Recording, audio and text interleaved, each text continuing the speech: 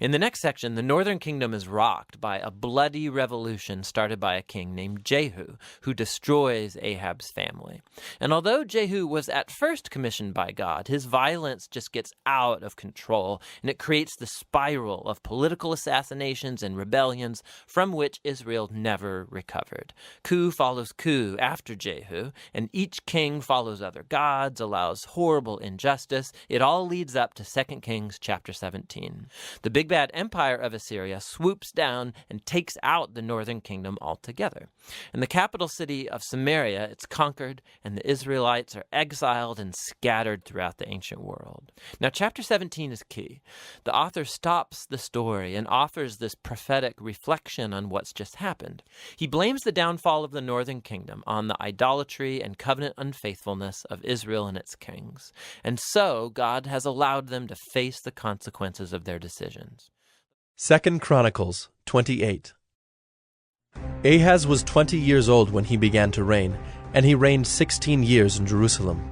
And he did not do what was right in the eyes of the Lord, as his father David had done, but he walked in the ways of the kings of Israel. He even made metal images for the Baals, and he made offerings in the valley of the son of Hinnom, and burned his sons as an offering, according to the abominations of the nations whom the Lord drove out before the people of Israel. And he sacrificed and made offerings on the high places and on the hills and under every green tree. Therefore the Lord his God gave him into the hand of the king of Syria, who defeated him and took captive a great number of his people and brought them to Damascus. He was also given into the hand of the king of Israel, who struck him with great force. For Pekah the son of Remaliah killed 120,000 from Judah in one day, all of them men of valor, because they had forsaken the Lord, the God of their fathers. And Zichri, a mighty man of Ephraim, killed Maaseiah the king's son, and Azrikam the commander of the palace, and Elkanah the next in authority to the king. The men of Israel took captive 200,000 of their relatives, women, sons, and daughters. They also took much spoil from them, and brought the spoil to Samaria. But a prophet of the Lord was there, whose name was Oded, and he went out to meet the army that came to Samaria, and said to them, Behold, because the Lord, the God of your fathers, was angry with Judah, he gave them into your hand, but you have killed them in a rage that has reached up to heaven. And now you intend to subjugate the people of Judah and Jerusalem, male and female, as your slaves. Have you not sins of your own against the Lord your God? Now hear me, and send back the captives from your relatives whom you have taken, for the fierce wrath of the Lord is upon you.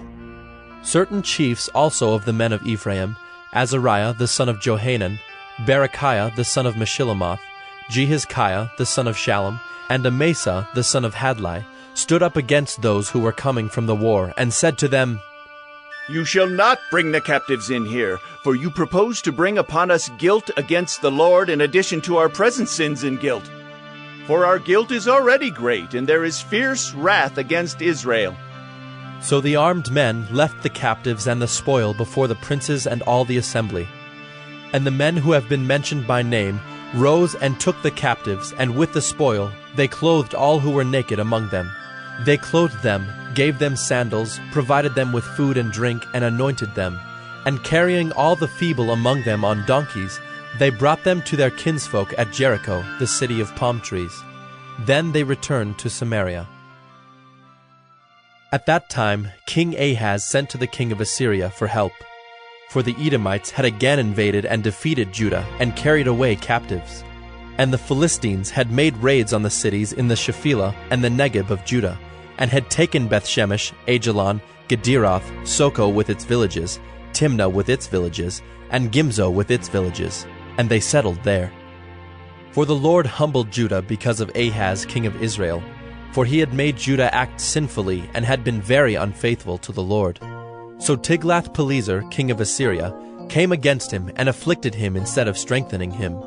For Ahaz took a portion from the house of the Lord and the house of the king and of the princes, and gave tribute to the king of Assyria, but it did not help him.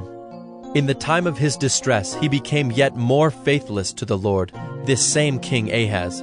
For he sacrificed to the gods of Damascus that had defeated him, and said, Because the gods of the kings of Syria helped them, I will sacrifice to them that they may help me.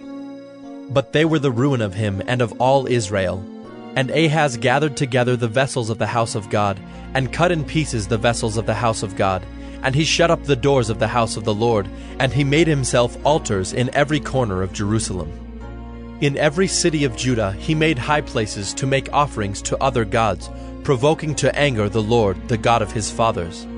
Now the rest of his acts and all his ways, from first to last, behold, they are written in the book of the kings of Judah and Israel. And Ahaz slept with his fathers, and they buried him in the city in Jerusalem, for they did not bring him into the tombs of the kings of Israel. And Hezekiah his son reigned in his place. 2 Kings 16. In the 17th year of Pekah the son of Remaliah, Ahaz the son of Jotham king of Judah began to reign. Ahaz was 20 years old when he began to reign, and he reigned 16 years in Jerusalem. And he did not do what was right in the eyes of the Lord his God, as his father David had done, but he walked in the way of the kings of Israel. He even burned his son as an offering, according to the despicable practices of the nations whom the Lord drove out before the people of Israel. And he sacrificed and made offerings on the high places and on the hills and under every green tree. Then Rezin king of Syria and Pekah the son of Remaliah king of Israel came up to wage war on Jerusalem, and they besieged Ahaz, but could not conquer him. At that time Rezin the king of Syria recovered Elath for Syria, and drove the men of Judah from Elath, and the Edomites came to Elath, where they dwell to this day. So Ahaz sent messengers to Tiglath-Pileser, king of Assyria, saying, I am your servant and your son. Come up and rescue me from the hand of the king of Syria and from the hand of the king of Israel, who are attacking me. Ahaz also took the silver and gold that was found in the house of the Lord, and in the treasures of the king's house, and sent a present to the king of Assyria. And the king of Assyria listened to him. The king of Assyria marched up against Damascus and took it, carrying its people captive to Kir, and he killed Rezin. When King Ahaz went to Damascus to meet Tiglath-Pileser, king of Assyria, he saw the altar that was at Damascus. And King Ahaz sent to Uriah the priest a model of the altar and its pattern, exact in all its details. And Uriah the priest built the altar, in accordance with all that King Ahaz had sent from Damascus. So Uriah the priest made it, before King Ahaz arrived from Damascus. And when the king came from Damascus, the king viewed the altar. Then the king drew near to the altar, and went up on it, and burned his burnt offering and his grain offering, and poured his drink offering, and threw the blood of his peace offerings on the altar. And the bronze altar that was before the Lord he removed from the front of the house, from the place between his altar and the house of the Lord, and put it on the north side of his altar. And King Ahaz commanded Uriah the priest, saying, On the great altar burn the morning burnt offering, and the evening grain offering, and the king's burnt offering and his grain offering, with the burnt offering of all the people of the land, and their grain offering and their drink offering. And throw on it all the blood of the burnt offering and all the blood of the sacrifice. But the bronze altar shall be for me to inquire by. Uriah the priest did all this as King Ahaz commanded. And King Ahaz cut off the frames of the stands and removed the basin from them. And he took down the sea from off the bronze oxen that were under it, and put it on a stone pedestal. And the covered way for the Sabbath that had been built inside the house, and the outer entrance for the king, he caused to go around the house of the Lord, because of the king of Assyria. Now the rest of the acts of Ahaz that he did, are they not written in the book of the Chronicles of the kings of Judah? And Ahaz slept with his fathers, and was buried with his fathers in the city of David. And Hezekiah his son reigned in his place. 2 Kings 17. In the 12th year of Ahaz king of Judah, Hoshea the son of Elah began to reign in Samaria over Israel, and he reigned 9 years. And he did what was evil in the sight of the Lord, yet not as the kings of Israel who were before him. Against him came up Shalmaneser king of Assyria, and Hoshea became his vassal and paid him tribute. But the king of Assyria found treachery in Hoshea, for he had sent messengers to So, king of Egypt, and offered no tribute to the king of Assyria, as he had done year by year. Therefore the king of Assyria shut him up, and bound him in prison. Then the king of Assyria invaded all the land and came to Samaria, and for 3 years he besieged it. In the 9th year of Hoshea, the king of Assyria captured Samaria, and he carried the Israelites away to Assyria, and placed them in Halah, and on the Habor, the river of Gozan, and in the cities of the Medes. And this occurred because the people of Israel had sinned against the Lord their God, who had brought them up out of the land of Egypt from under the hand of Pharaoh, king of Egypt, and had feared other gods, and walked in the customs of the nations whom the Lord drove out before the people of Israel, and in the customs that the kings of Israel had practiced. And the people of Israel did secretly against the Lord their God things that were not right. They built for themselves high places in all their towns, from watchtower to fortified city. They set up for themselves pillars and Asherim on every high hill and under every green tree. And there they made offerings on all the high places, as the nations did, whom the Lord carried away before them. And they did wicked things, provoking the Lord to anger. And they served idols, of which the Lord had said to them, You shall not do this. Yet the Lord warned Israel and Judah by every prophet and every seer, saying, Turn from your evil ways and keep my commandments and my statutes, in accordance with all the law that I commanded your fathers, and that I sent to you by my servants the prophets. But they would not listen, but were stubborn as their fathers had been, who did not believe in the Lord their God. They despised his statutes and his covenant that he made with their fathers, and the warnings that he gave them. They went after false idols and became false, and they followed the nations that were around them, concerning whom the Lord had commanded them that they should not do like them. And they abandoned all the commandments of the Lord their God, and made for themselves metal images of 2 calves. And they made an Asherah, and worshipped all the host of heaven, and served Baal. And they burned their sons and their daughters as offerings, and used divination and omens, and sold themselves to do evil in the sight of the Lord, provoking him to anger. Therefore the Lord was very angry with Israel, and removed them out of his sight. None was left but the tribe of Judah only. Judah also did not keep the commandments of the Lord their God, but walked in the customs that Israel had introduced. And the Lord rejected all the descendants of Israel, and afflicted them, and gave them into the hand of plunderers, until he had cast them out of his sight. When he had torn Israel from the house of David, they made Jeroboam the son of Nebat king. And Jeroboam drove Israel from following the Lord, and made them commit great sin. The people of Israel walked in all the sins that Jeroboam did. They did not depart from them, until the Lord removed Israel out of his sight, as he had spoken by all his servants the prophets. So Israel was exiled from their own land to Assyria until this day. And the king of Assyria brought people from Babylon, Cutha, Ava, Hamath, and Sepharvaim, and placed them in the cities of Samaria instead of the people of Israel. And they took possession of Samaria, and lived in its cities. And at the beginning of their dwelling there, they did not fear the Lord. Therefore the Lord sent lions among them, which killed some of them. So the king of Assyria was told, The nations that you have carried away and placed in the cities of Samaria do not know the law of the God of the land.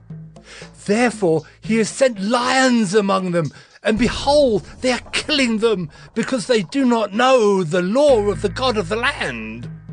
Then the king of Assyria commanded, Send there one of the priests whom you carried away from there, and let him go and dwell there, and teach them the law of the God of the land.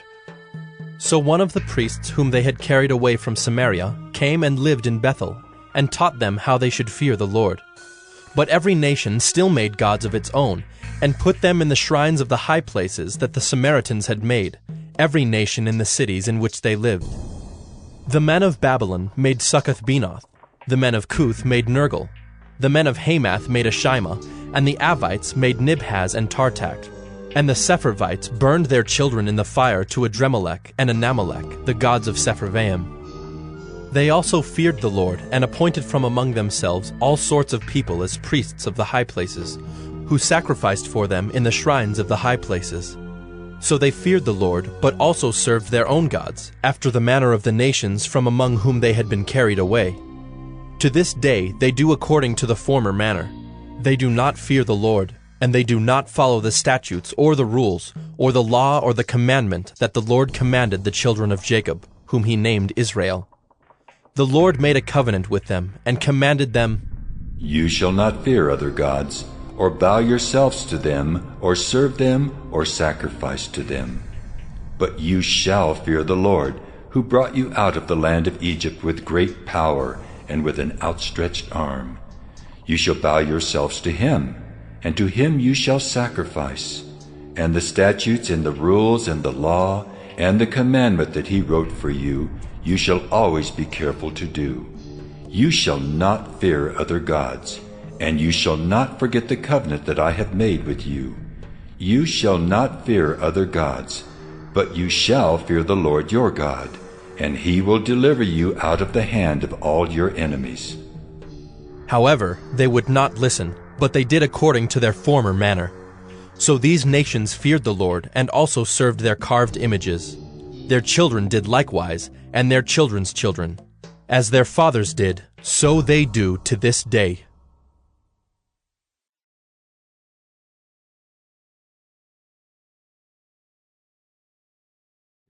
In chapter 4, Mark has collected many of Jesus' parables about the hidden, mysterious nature of God's kingdom. And Jesus says that his message is like seed falling on different types of soil. Some are receptive, some are not. Or it's like a mustard seed that's very tiny. It seems insignificant, but then it grows huge and surprises everyone. Jesus' point is that he really is the Messiah, bringing God's kingdom, but it doesn't look like what anybody expected. And this growing confusion about Jesus among the crowds is connected to a key idea Mark emphasizes at the end of Act 1, that even among Jesus' disciples there's confusion. Even they are struggling to grasp who Jesus really is. And that Mark 4. Again he began to teach beside the sea, and a very large crowd gathered about him, so that he got into a boat and sat in it on the sea, and the whole crowd was beside the sea on the land. And he was teaching them many things in parables, and in his teaching he said to them, Listen! A sower went out to sow, and as he sowed, some seed fell along the path, and the birds came and devoured it. Other seed fell on rocky ground where it did not have much soil, and immediately it sprang up, since it had no depth of soil. And when the sun rose, it was scorched, and since it had no root, it withered away. Other seed fell among thorns, and the thorns grew up and choked it, and it yielded no grain. And other seeds fell into good soil and produced grain, growing up and increasing and yielding 30-fold, and 60-fold, and 100-fold. And he said, He who has ears to hear, let him hear.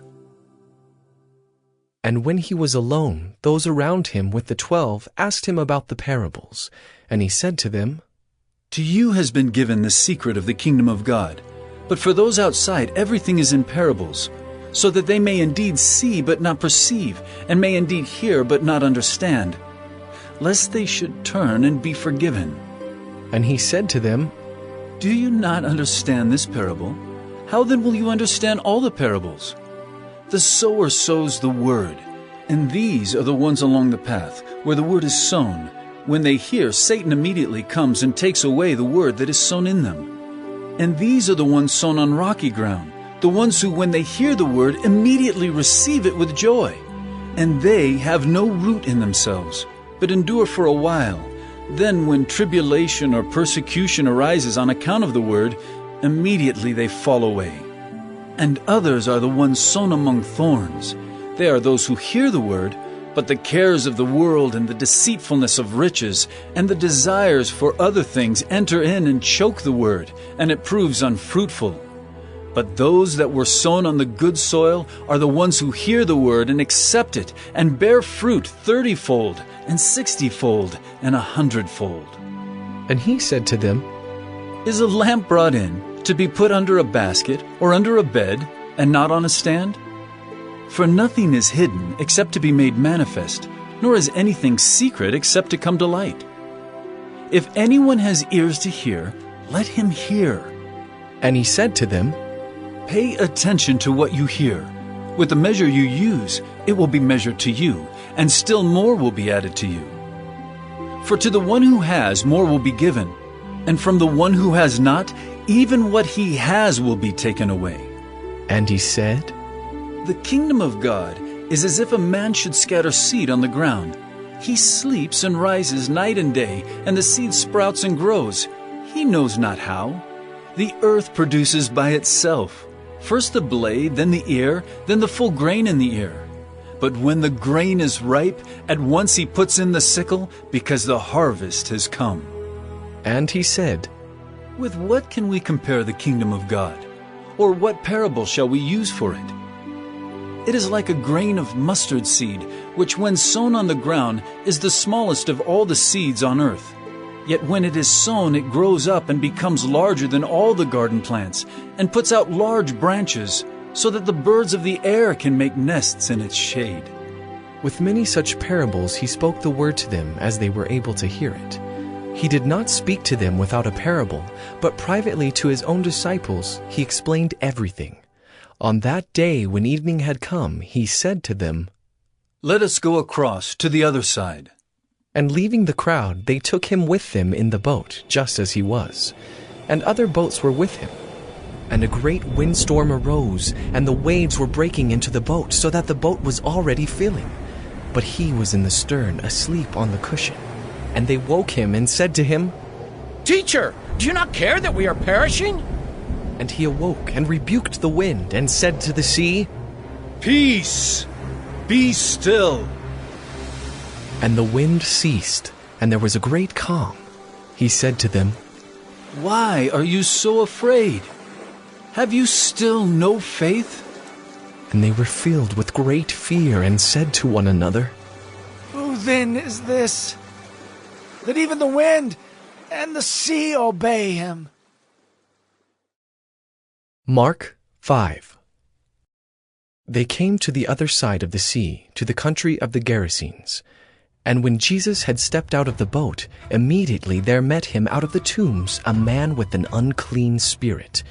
He lived among the tombs, and no one could bind him any more, not even with a chain. For he had often been bound with shackles and chains, but he wrenched the chains apart, and he broke the shackles in pieces. No one had the strength to subdue him.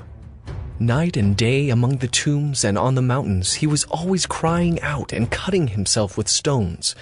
And when he saw Jesus from afar, he ran and fell down before him, and crying out with a loud voice, he said, What have you to do with me, Jesus, Son of the Most High God?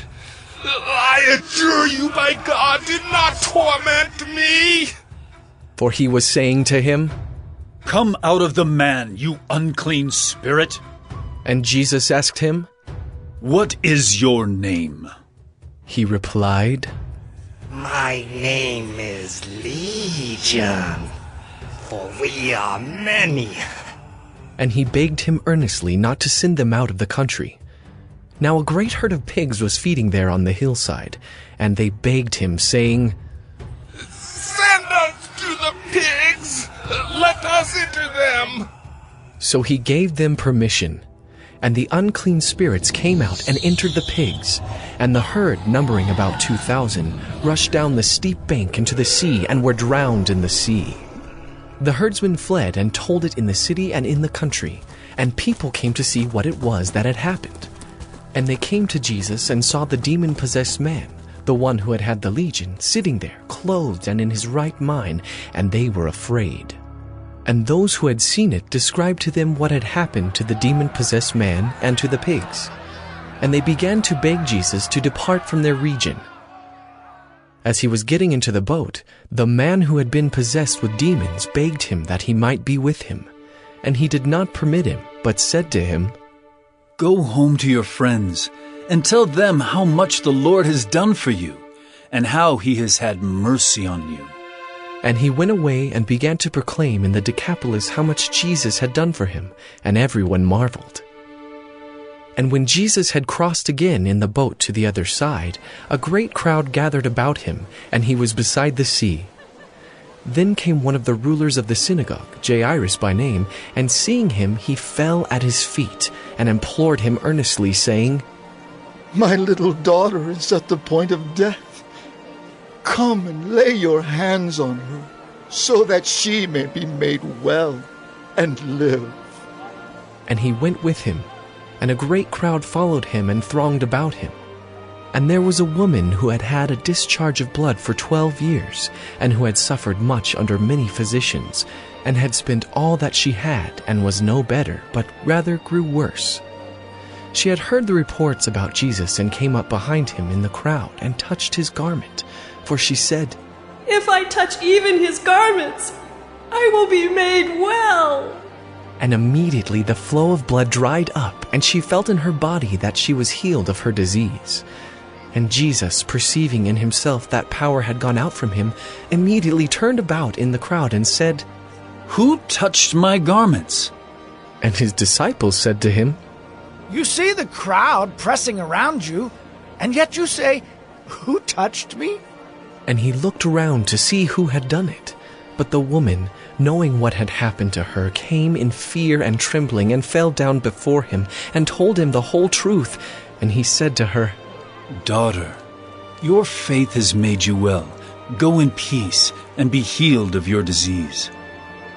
While he was still speaking, there came from the ruler's house some who said, "Your daughter is dead. Why trouble the teacher any further?" But overhearing what they said, Jesus said to the ruler of the synagogue, "Do not fear, only believe." And he allowed no one to follow him except Peter and James, and John, the brother of James. They came to the house of the ruler of the synagogue, and Jesus saw a commotion, people weeping and wailing loudly. And when he had entered, he said to them, "Why are you making a commotion and weeping? The child is not dead, but sleeping." And they laughed at him. But he put them all outside, and took the child's father and mother and those who were with him, and went in where the child was. Taking her by the hand, he said to her, "Talitha Kumi," which means, "Little girl, I say to you, arise." And immediately the girl got up and began walking, for she was 12 years of age. And they were immediately overcome with amazement.